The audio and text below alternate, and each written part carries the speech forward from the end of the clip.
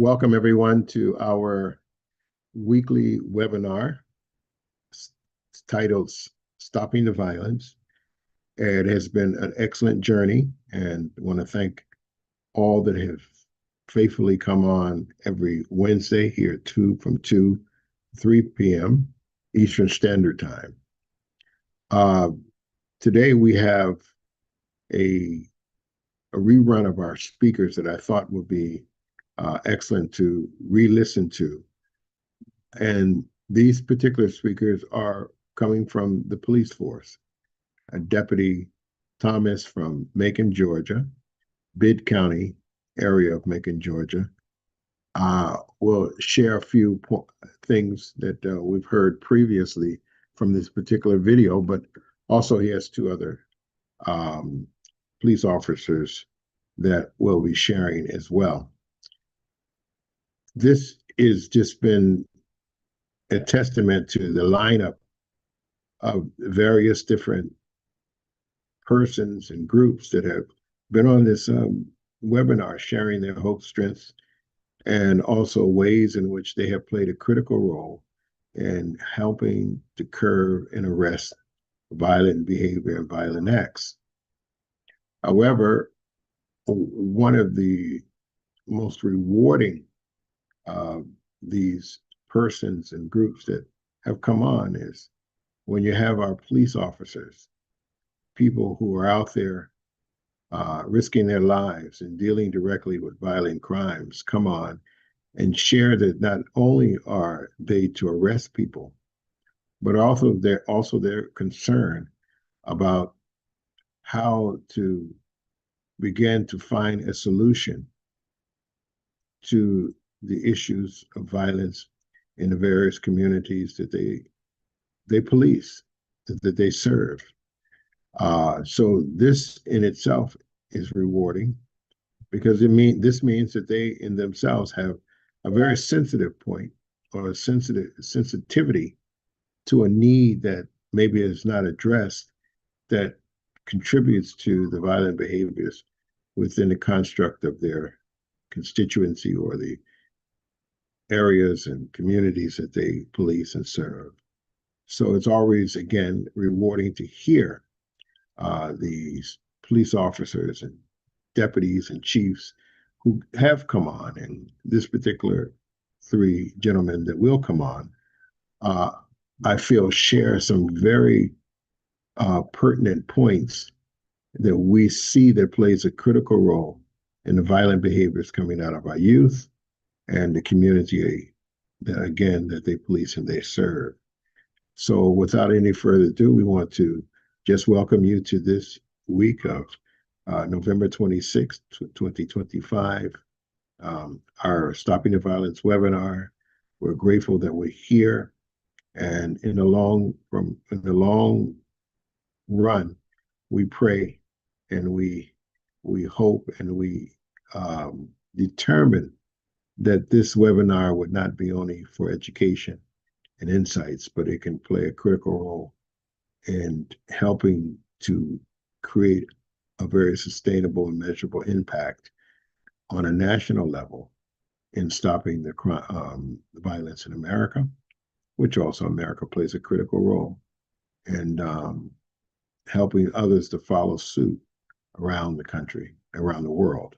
So without any further ado, we want to thank you all for, again, coming. We will hear the words and insights from the lead police officer, Deputy Thomas. So let's welcome him to the platform.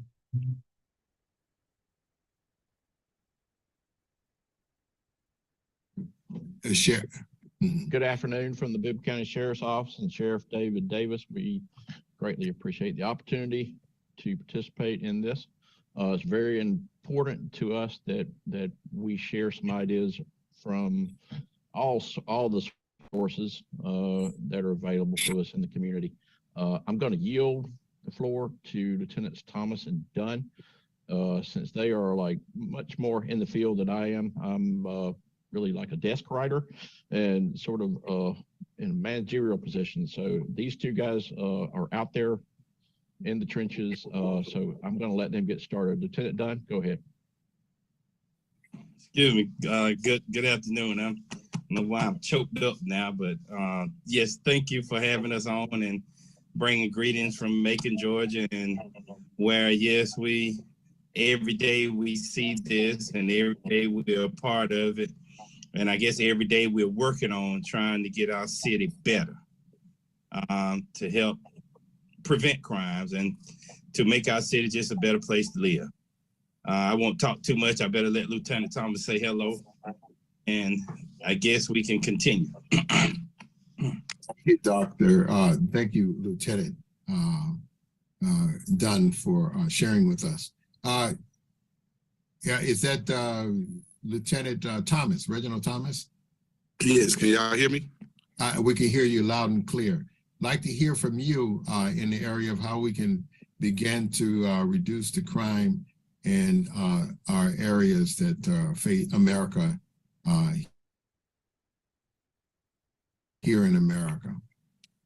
Well, first of all, I'd like to apologize for not being able to give y'all a bio of myself and a picture of myself as y'all requested.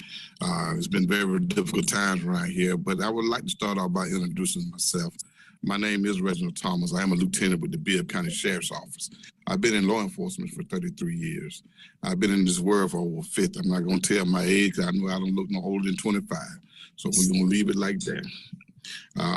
But we're facing in Macon, Georgia, as well as the United States of America, all of us are facing the same problems. Our biggest problem is the lack of fear of God. We haven't gotten away from, hello? Go right ahead, we hear you. Got you. Right. I was trying to say something. Well, young folks don't respect and fear what's real. I mean, you think about it, academically, we're behind. Financially, we're behind. And we have a lot, whoever the beings are, to fill our society with negativity. And when I say society, I'm talking about the way we talk to each other, the way we love each other, the way we listen to each other is in our social media circle, and our social media has a big influence on our culture.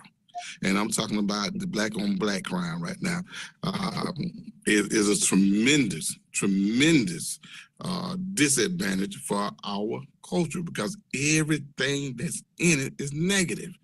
We're always talking about killing each other. We're always talking about selling drugs. We're always talking about robbery. We're always talking about gunplay, gun violence. We never talk about how to build a successful culture. It's not in our music. It's not in our reality shows. It's not in our TV shows. It's not on our Facebook. It's not on our TikTok, Twitter, Instagram. Nothing we have that influence our young people is positive. Now, back in the day when I was growing up, my videos, my TikTok, my Instagram, my social media, my Facebook was my parents. It was my church leaders. It was my community leader who always spoke positivity. I was born and raised in the hood, but the hood was never raised in me because I wanted more. I knew, I was taught to read. I was told about the other side of life. I knew that was a different part of what I was seeing. But even in the hood, even the crackheads, even the winos, even the drunks, even the prostitutes, they always preached something better. They wanted me to be better than what they were. We don't have that now because what I call an OG back in the day spoke positive to me. But OG today try to take a young buck like I was and put them in the game. Excuse my English. For y'all to understand what I'm saying is that people that was in my community that were doing the best always encouraged me as a child to be better than what they were.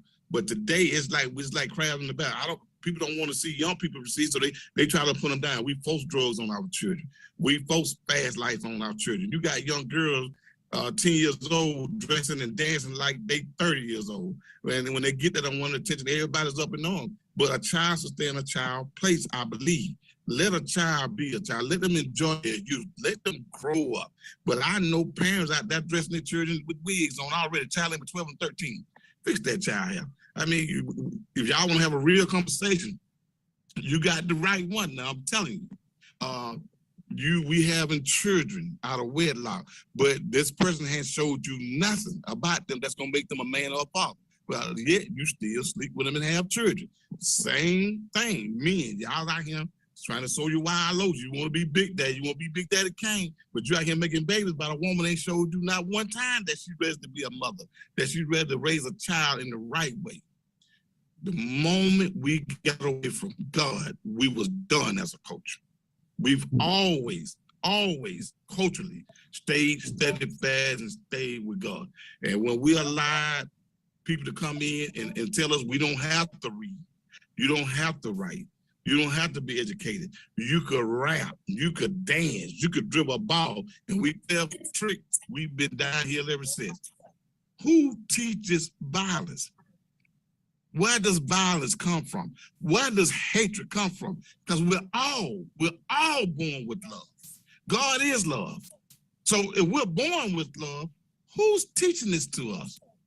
We are. When I walk out my door, I'm not scared of anybody else but the people that are around me. You understand? You could be a victim to anything. But what I'm telling y'all, we got to get real and we got to get serious about taking back our culture. We got to do that. So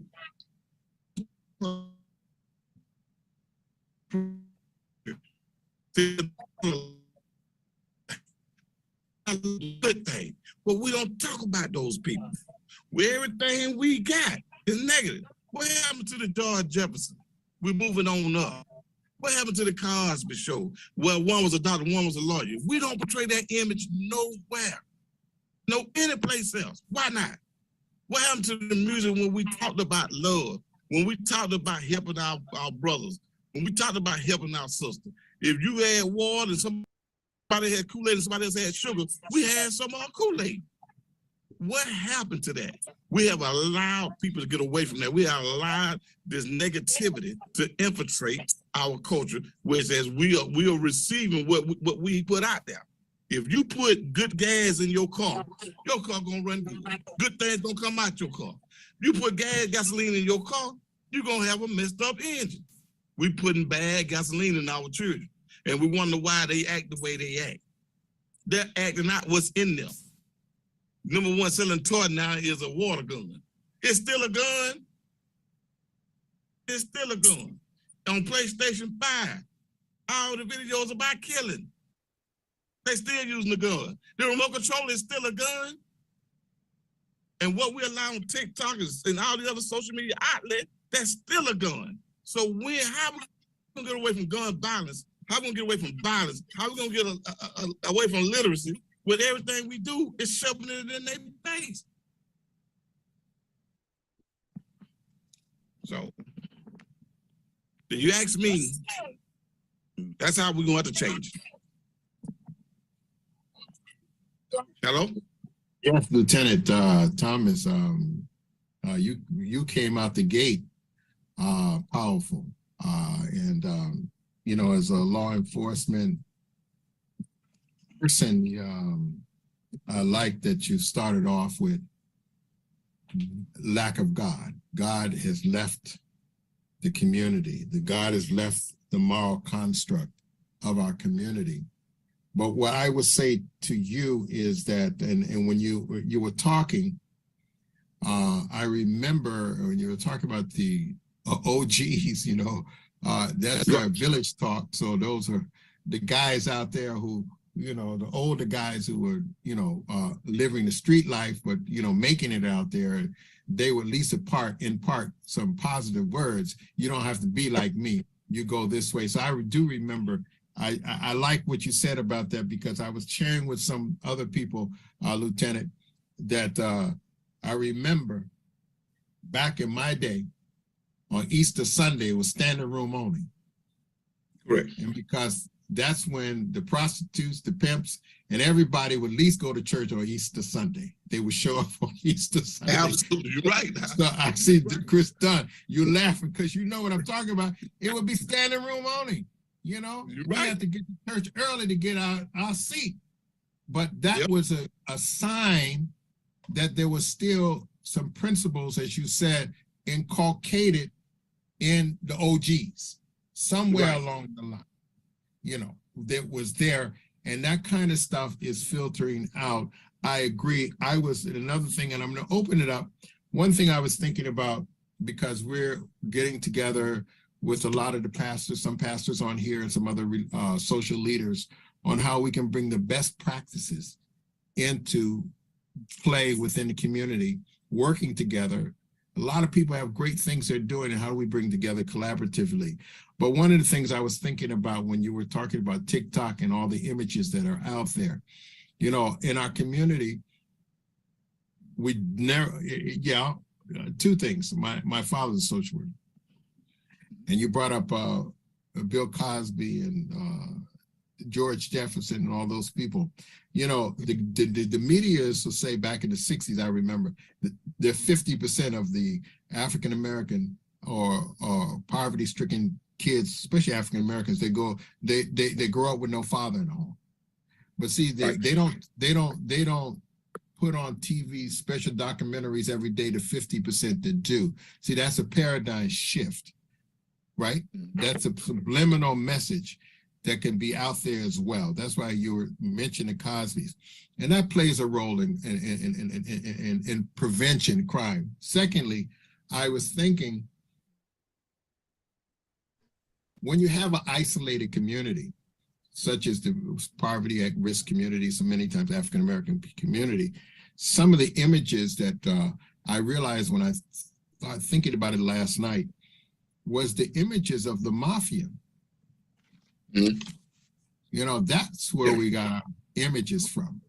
I was watching a mafia program, and I said, they're talking just like the mafia, Mm-hmm. and that's what we thought is cool. And that was our role models. So now you see the result of it, gangs and, inhumanity. They're so inhumane toward one another. So that was some of the images that were out there that a lot of the community kids have been watching and been following. That's something we can think about. But I want to thank you so much for those things, because we do need to take back our culture, our culture of our church culture, where the pastor, the community, the church people had a very strong impact in the community, and that's a historical fact. And so that is missing. And so we want to thank you so much for those words that you just shared with us. Lieutenant Dunn, did you have something to add on to that? You can't really add on to Lieutenant Thomas. No, those are the things that we've talked about here. I've kicked them to other members of the staff, and we've talked about, and some of the things that we wrestle with is, are we doing enough, and what more can we do?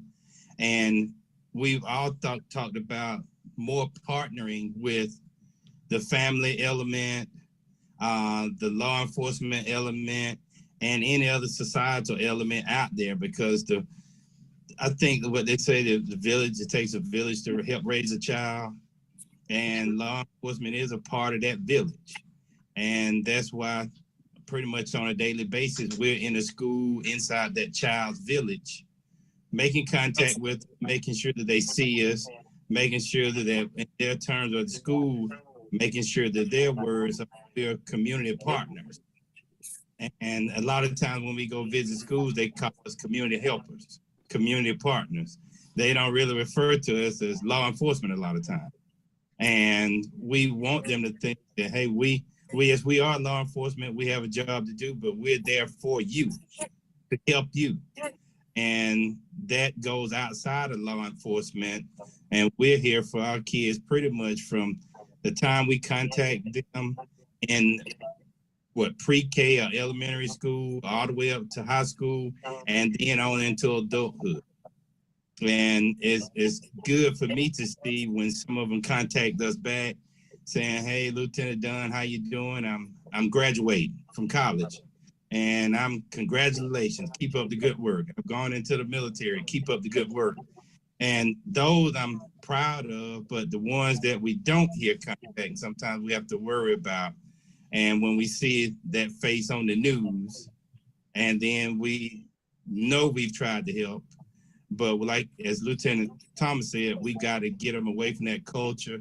And I'd like to throw another word out there that if to the parents or to anyone, not necessarily a parent, but anybody, and any adult, if that child is socializing with you, who are they socializing with?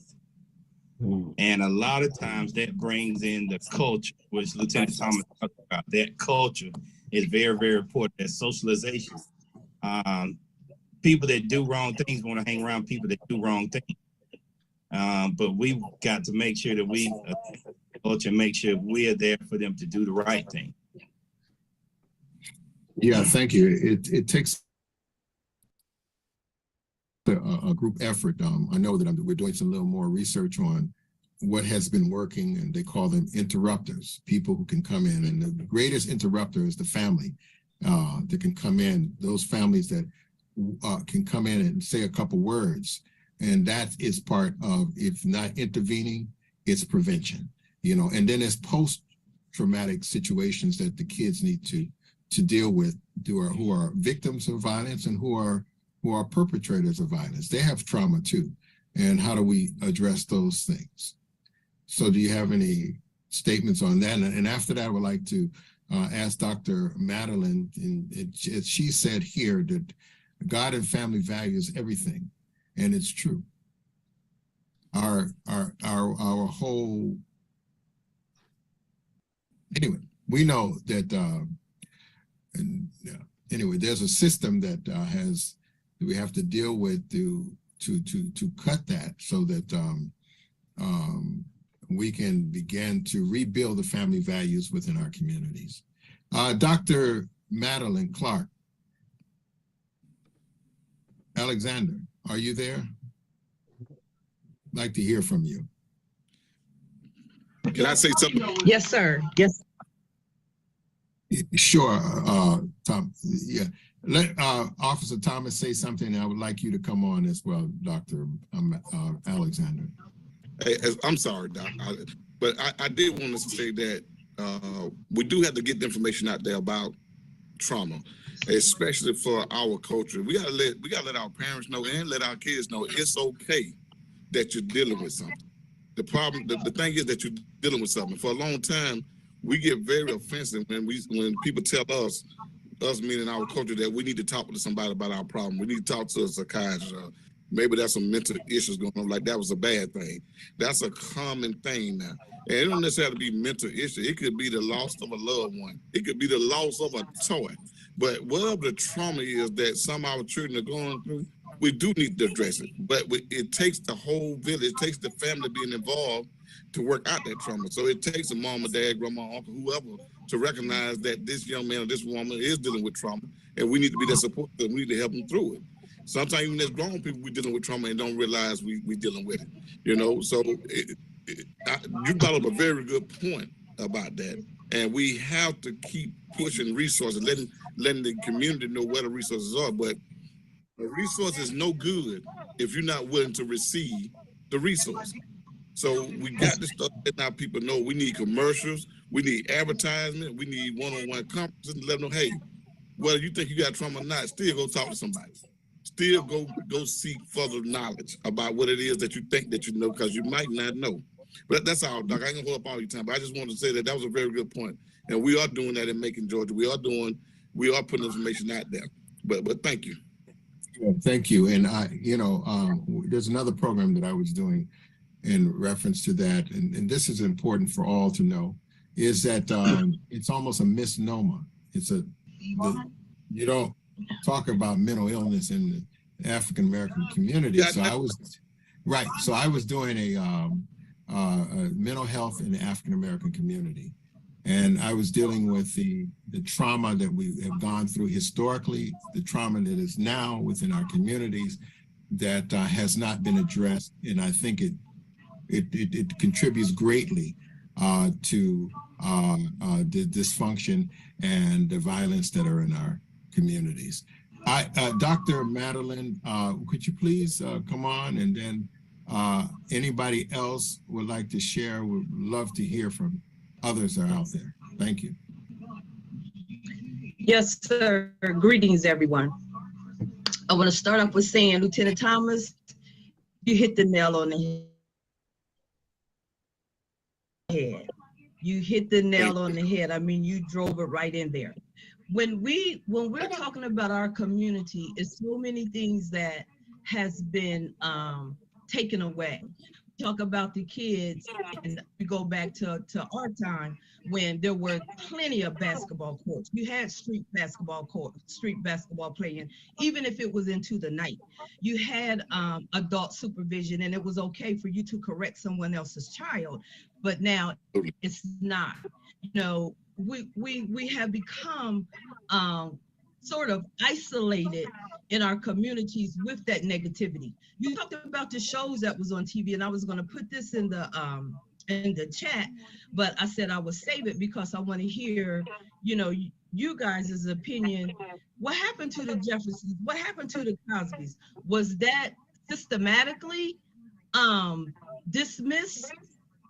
Where those positive images were not, you know, made available? Because when you talk about TV time, when you're talking about family time, now what do you watch?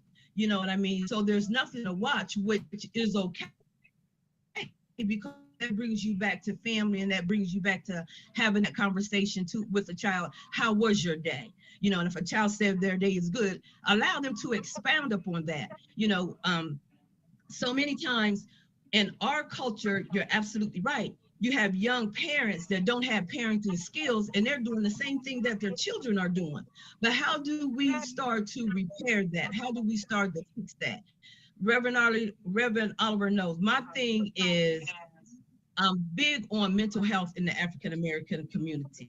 You know, we did receive that information that it was a stigma. If you talk to someone, something was wrong with you. What goes on in this house stays in those house, but in that house. But we have to get away from that, because we see that it's not working. It's not that we have to completely cross over into how other cultures live, but we need to adopt some of those behaviors, because a lot of those cultures have been seeking help since birth.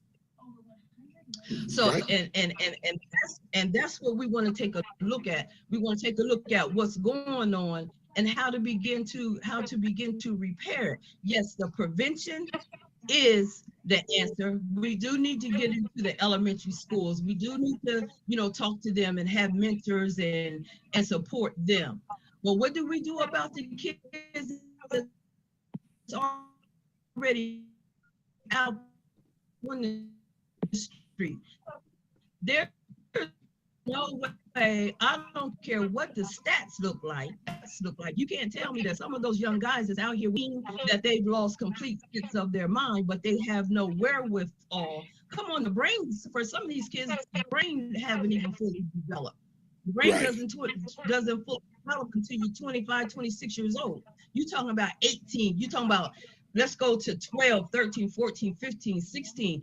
The young adults are getting access to these guns. How are they getting access to these guns?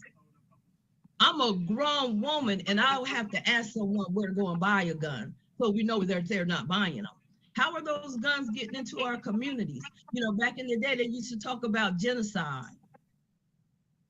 Mm-hmm.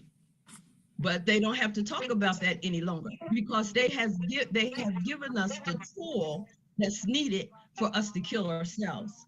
So yes, let's take control of our communities. Let's take control. Well, before we can take control of our communities, we have to take control of our families.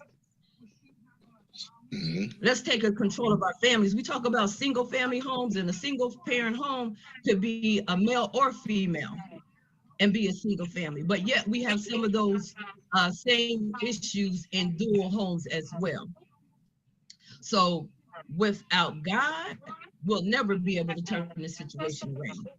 taking the prayer out of schools. Was that a strategic plot? But if you teach your child at home, you can pray anywhere. You can pray everywhere. So again, it starts at home and developing those family values, teaching our children how to pray at home, teaching our grandchildren how to pray at home. So wherever they go, they can be covered with prayer. This is a time where, and please make no mistake, sometimes I feel like the bottom has to fall completely out in order for something to be raised and lifted up. And I know that's one of the greatest fears in the United States of America, that the Black man is going to find out who he really is and come into his own. Amen.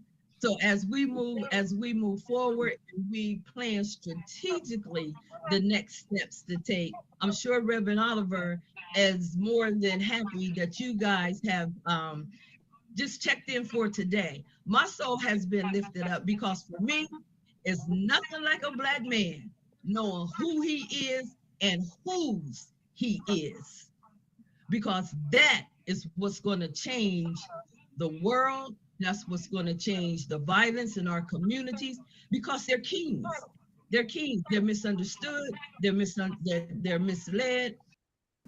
And just like those negative things are coming into the communities, we can change that around for some positive things to come to communities and start acknowledging our young Black kings, our princesses, and our queens, simply because all are not bad. And I'm gonna stop right there because you know I can get into a sermon, Reverend Oliver, but I'm gonna hold on to that. And I thank and praise God for you guys coming on and fellowshipping and giving your expertise. Is powerful. It's powerful. Can I make a comment? Hi everyone. Hi, my name is Reverend Davadi. I'm Macon-Bibb County Coordinator for UPF. I would like to thank you so much, Lieutenant Thomas. And I believe Colonel Carswell is here. Colonel Carswell is here as well, if you would like. Colonel Carswell also worked with the Sheriff Department, and Colonel Carswell has been very instrumental with Peace Road, with National Parents Day. Awesome, wonderful sheriff in our city. One thing I see in Macon-Bibb County, our mayor has a project called violence prevention. And not only that, he has the Council of Clergy that we meet every month. I was wondering if the pastors come together from all walks of life, and we have a luncheon every month. I was wondering if each pastor can maybe adopt 2 or 3 officers and to pray for them. Also, one thing that I do, I'm an evangelist, you know, I spend a lot of time with young people in the streets. I do a lot of street walk. Believe it or not, like a wall of Jericho has fallen down. There has been the areas that is shot, you know, like a gun violence. I walk, I pray, and a great result come about. So locally, how to deal with the, prevention and stopping violence locally. I was wondering if this Council of Clergy can come in to somehow together with the police officers. If you have individual young people who are looking for a mentor. Many of these African-American Christian pastors, they are wonderful mentors for men. So I am just, proposing this, and our beloved Colonel Carswell is here. He's my pastor. He's my pastor. I go to his church, so he can make some comments maybe. Reverend Davadi, I would like to hear from Carswell, Pastor. If you can unmute yourself, and then I see a law enforcement officer or Brother Sinclair. I'd like to hear from him as well. Go ahead. Welcome, sir. Good afternoon to everybody. I will bring that up at the Councilor Clergy, next Thursday, we have a luncheon next Thursday, and I'll be sure to bring that up with Dr. Ficklin, what you suggested, Dr. Davati. And it's great to hear from everybody, see everyone. I'm kind of mostly just listening today, but I'm grateful for what I'm hearing, and I believe we're going to get some positive results. So I yield to Captain Sinclair. Good afternoon to everybody. Thank you, thank you, thank you for your comment. Yes, sir. Hey, good afternoon, everyone. It's Captain Sinclair.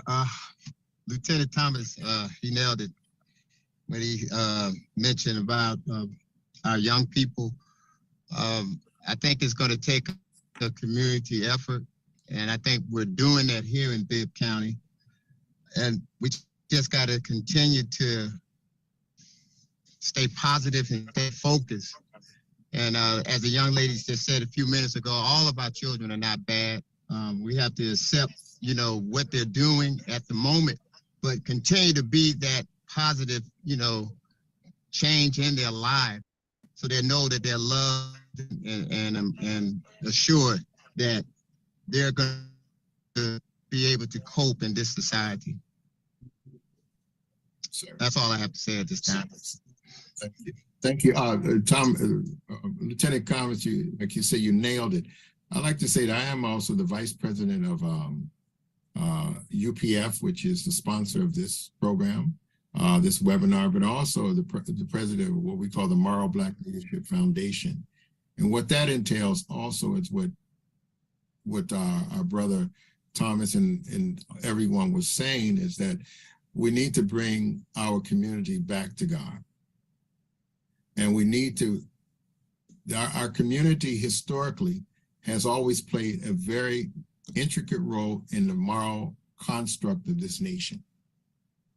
If we go back to Martin, we go back to listening to we played a very strong, because the church was the crux of our foundation, and the crux of our foundation for our community, and we're losing it. So the Moral Black Leadership is saying we need to go back to that.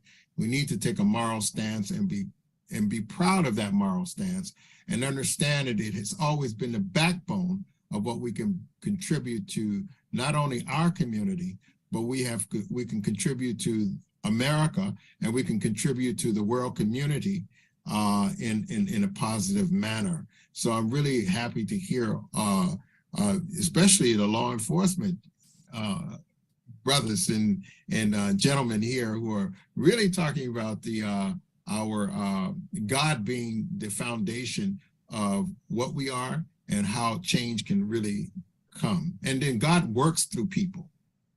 God works through programs, you know, and we're looking at what are those things that are missing in the community or need to be reenacted in the community, can help with the prevention, intervention, and the crime that we are facing.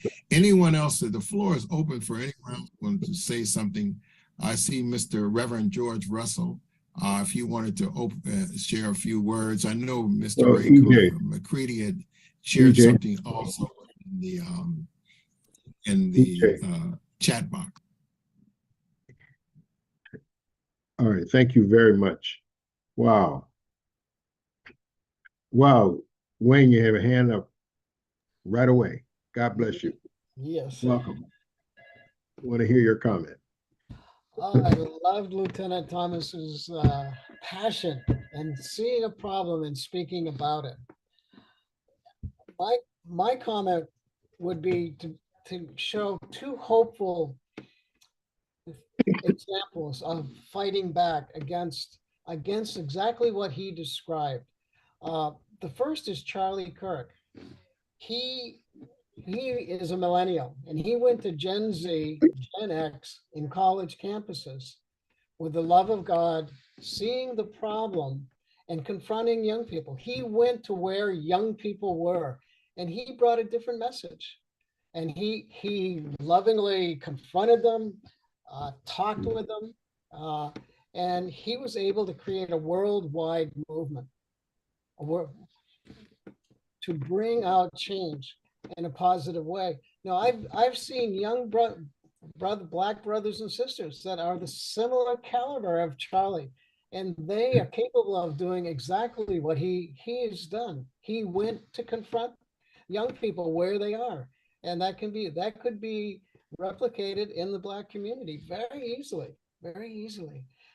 Another positive way to deal with this kind of thing that we heard Lieutenant Thomas speak about is the use of social media.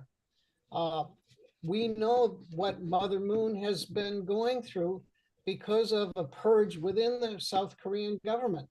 And part of the attack on her has been through media, through information that has been leaked to the media that depicts her as being a criminal. It wasn't until a group of one person, Damian Dunkley and others, said, use social media, tell your story, tell something positive. And when that was done, it really began to shift things in a different direction. So for Lieutenant Thomas and the other officers there, I would urge them, use social media to put out a different narrative from what is being taught in our schools, taught on our streets. So those are the things that I would mention. So I love what he said. Yeah. Yeah, it was very, each one. Thank you very much, Wayne. How about you, Reverend Franklin? Welcome. Yeah, thank you so much, Reverend Oliver. Thank you, Wayne. Thank you, everybody who's on this call. Yeah, I agree.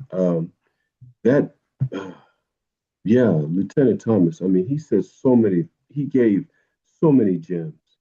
And I gave a talk, let's see, last Sunday at our church. And because our pastor, who is our technical director of this program, has given me the blessing of serving as our Hyojon Culture Director, and that encompasses a whole lot of things. That first of all, as everyone has said, we got to put God back in the conversation, and God has to be a real entity, a real thing in our lives, in order that we can harness the power of being able to maintain an attitude of gratitude.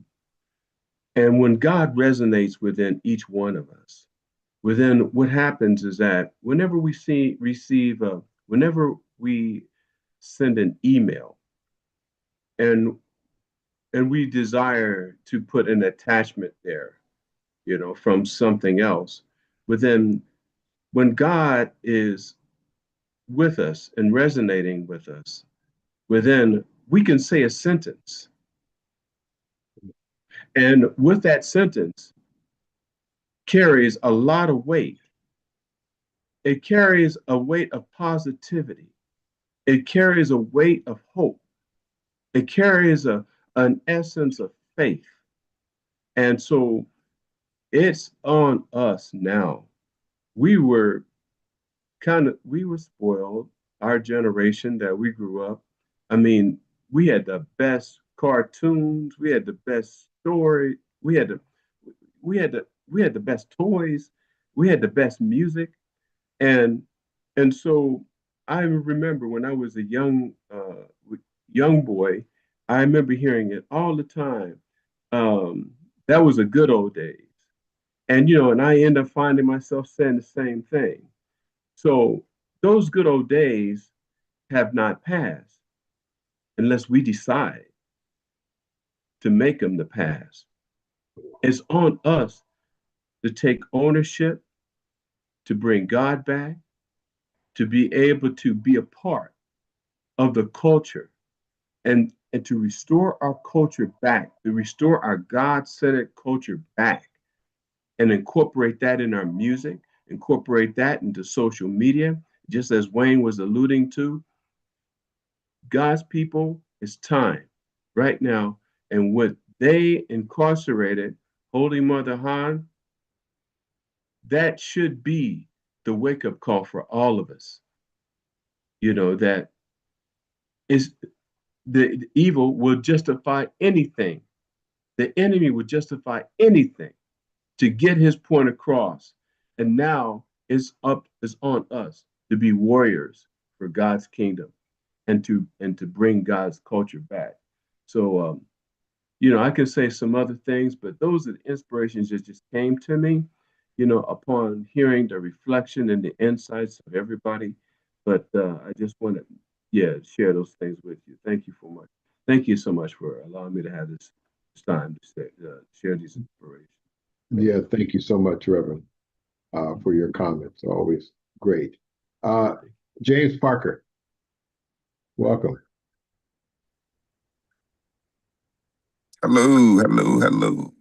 Hey. Yeah, I think that right there just kind of just when you said Mother Moon got locked up, and that should be the wake-up call. For you, that was the wake-up call. But there's so many innocent people that got locked up that we didn't address the call. Now we're here. Now it finally got on somebody else's doorstep. There was a group called NWA that came out with a lot of things telling about what's happening in their city. And people was just looking at them being violent. People was like, oh, they're cussing on their records. We need to ban their record. But you're cussing in movies, but you're not banning movies. Y'all, they're talking about shooting cops. Yeah, but you got movies that shoot cops. You ain't banning movies.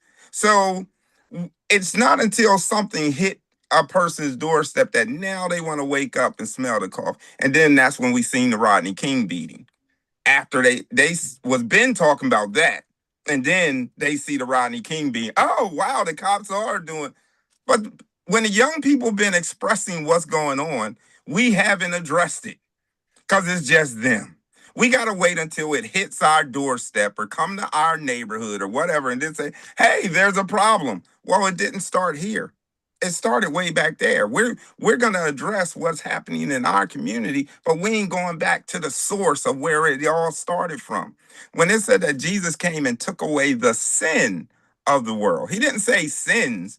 He went to the source, the sin of the world, and he went and attacked the sin. He didn't attack sins. He attacked the seed that produced all the sins.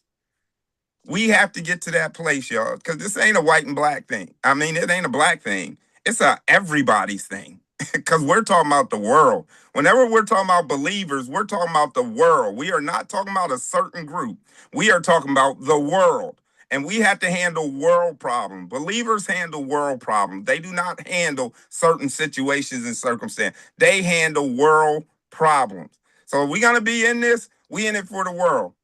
And that's all it is. We're just in it for the world. So that's my piece. Thank you. Anybody else? I would like to say this. Sometimes people God uses a people. And what they're doing is beyond themselves, but they so happen to be called the name.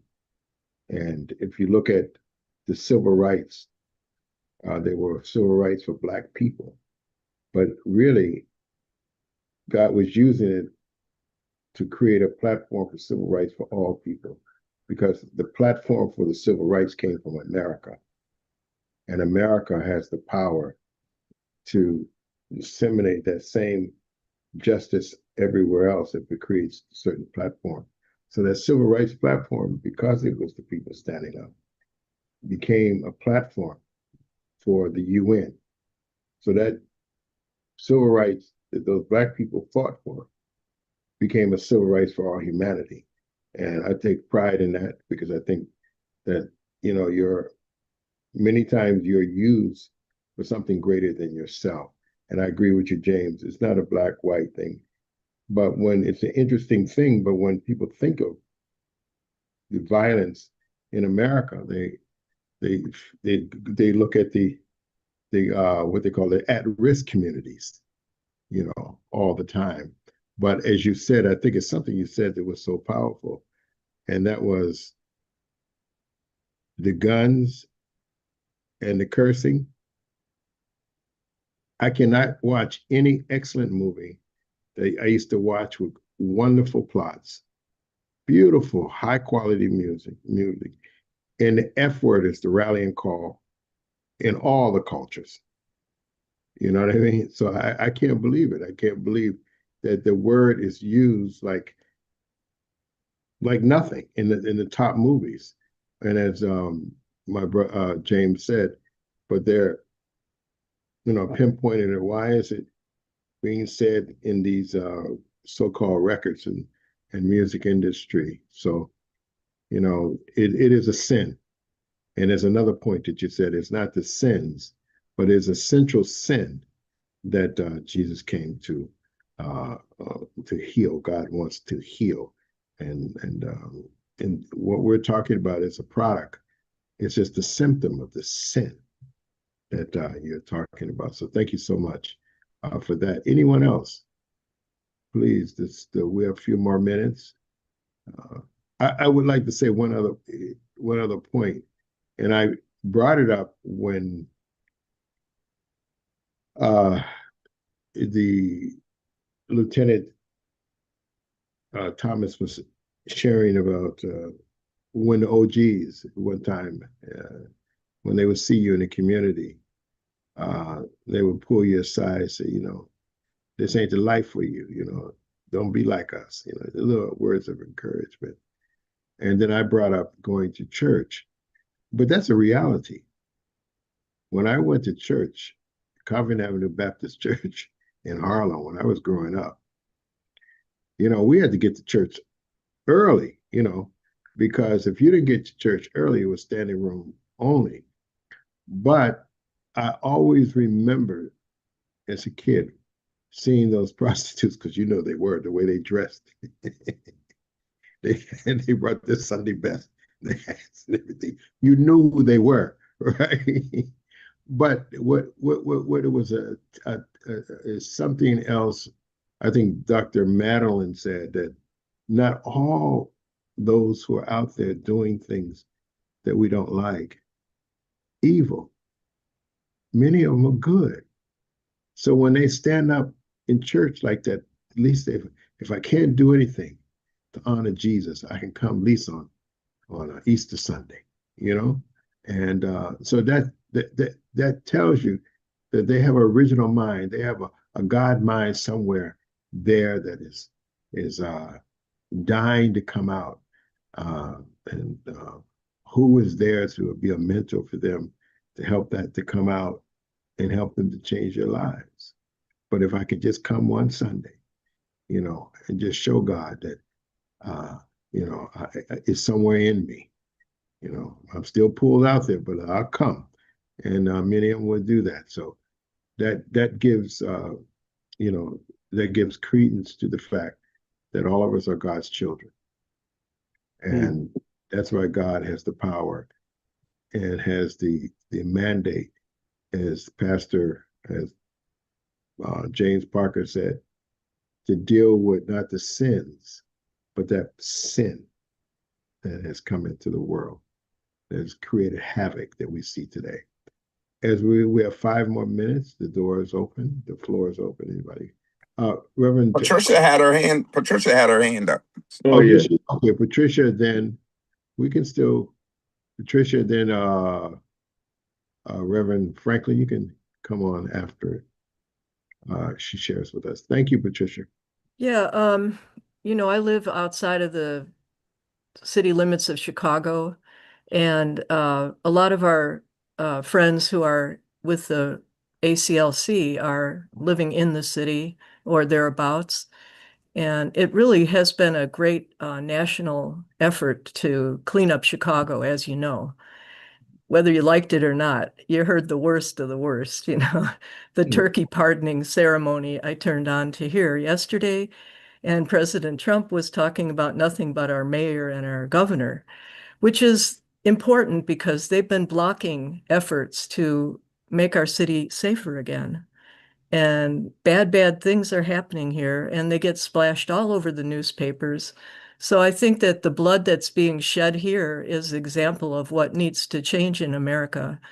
And it can't just be our country, a nationalistic idea either. If you look at what's going on in the Ukraine, you look at what's going on in Israel and Gaza and even Korea, the Korean people haven't totally united together, especially even the Christians. So how can there be a foundation to accept anyone who's a reformer or has a better idea unless everybody gets on board? And it might be stemming from communist China. It might be stemming from anywhere. We don't know. But I really appreciated your bringing to light the point that it is sin. There isn't which sin do you start eradicating first? Is it this sin or that sin? But it has to go back to an ideology that people can all accept. That explains it clearly to our young people, the difference, what is good, what is evil.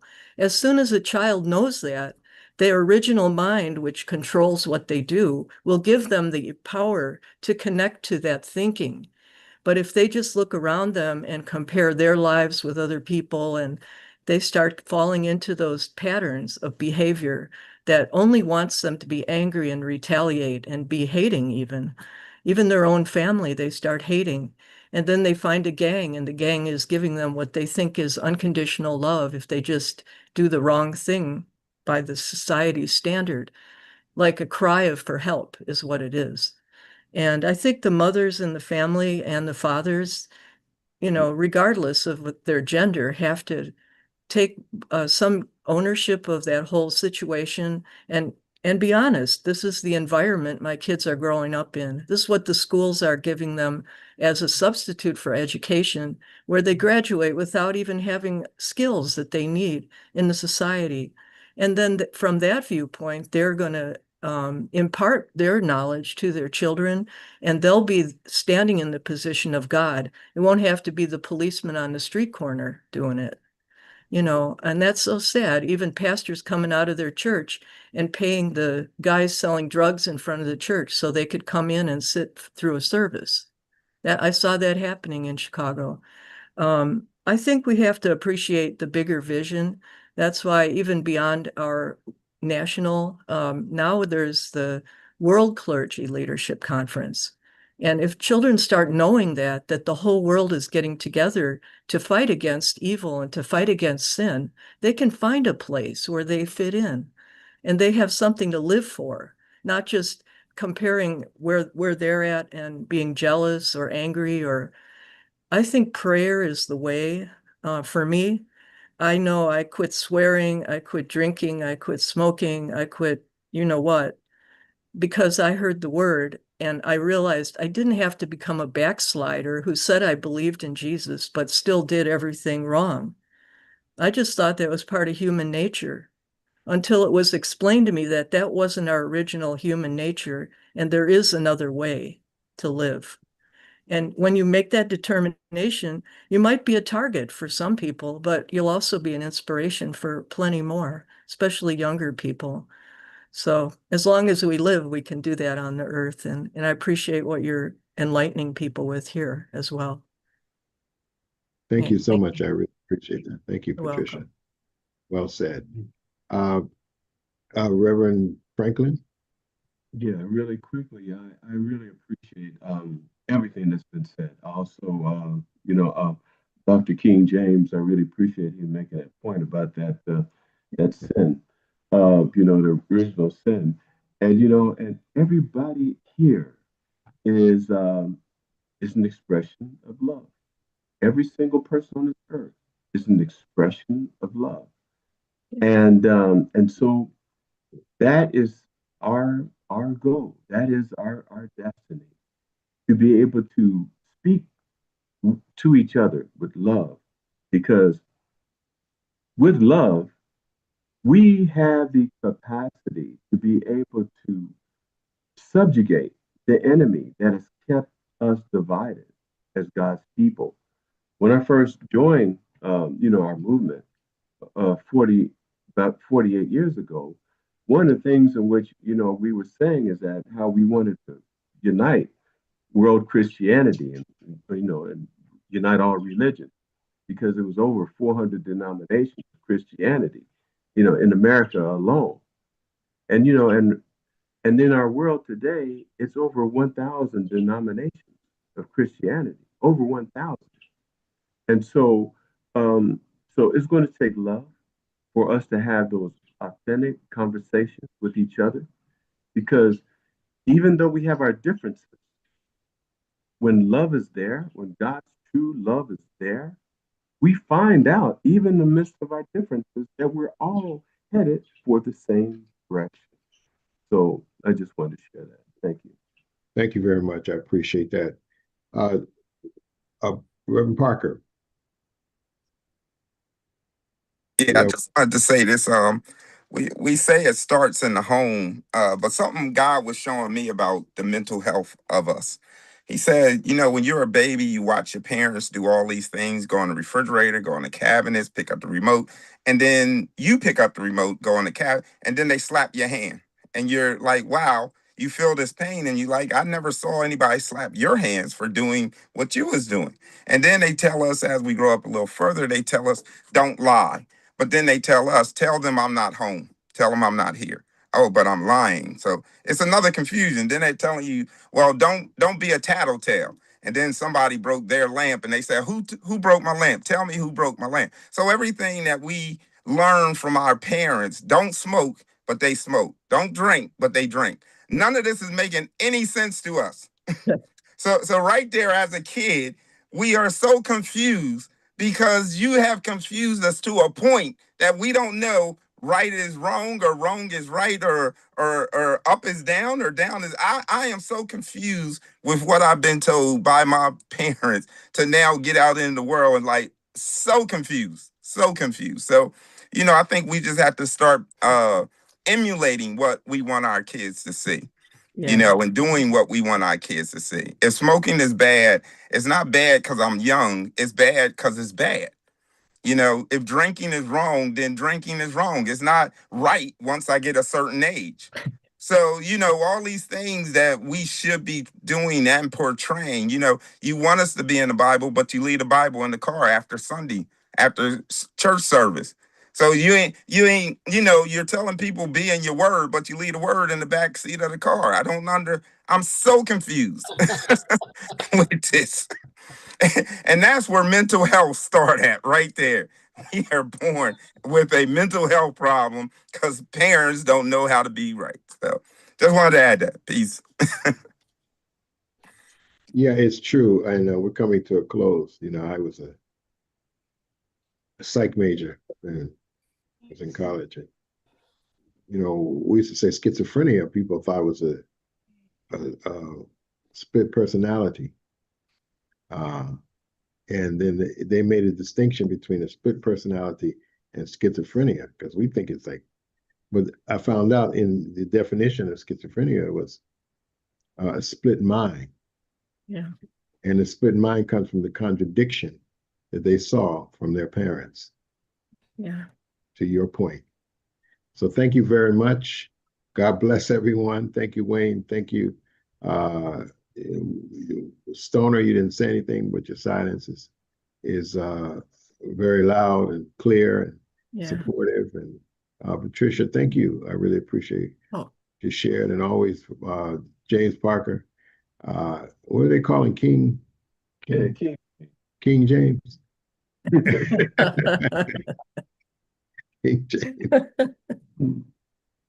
Yeah, we thank you for coming on and everyone else has spoken. And we'll see you next week. Next week we'll have our sister Susan Rice come back on to talk about happiness and harmony that we can learn from our children. So we look forward for her to come on, and we have some other people lined up for December. Happy Thanksgiving to everyone, and God bless you. Thank you, Reverend Oliver. Hey, Thank you. Thanksgiving, everybody. Great show. Happy Thanksgiving. Thank you. Happy Thanksgiving. Thank you. Thank you. Corey's hiding in Seattle. All right. Yes, sir. Yes, sir. Yeah. Good to see you. One of these Thanksgiving, Reverend Oliver can enjoy our chitlins together. All right, enjoy your turkey if those who are having turkey. All right. Yeah. God bless Bye-bye, you. everybody. God bless.